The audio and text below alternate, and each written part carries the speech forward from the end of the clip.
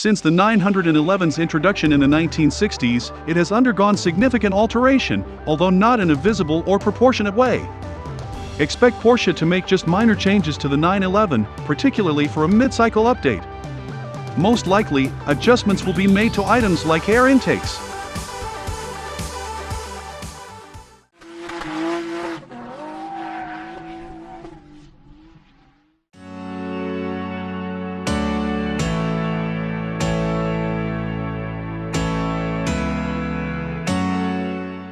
Currently, the 911 may be had with a naturally aspirated flat-six, but you must upgrade to the 911 GT3, which costs over $160,000.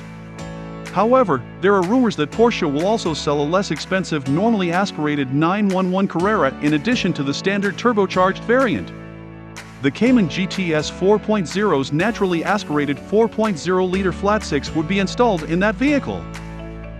Porsche, in contrast to other manufacturers, has not vowed to go to all-electric vehicles.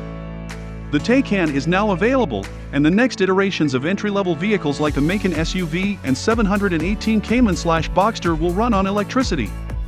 But the 911 will be challenging to convert to electric mobility because of its unique dynamics and weight distribution. Porsche does not see that occurring before than 2030.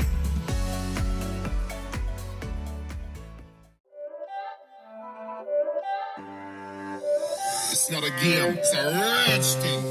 Recently, Autocar published spy images of Porsche testing a hybrid 911.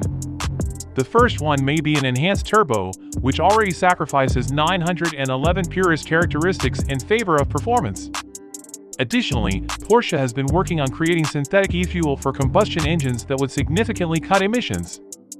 As soon as 2024, an e-fuel-powered 911 may be available.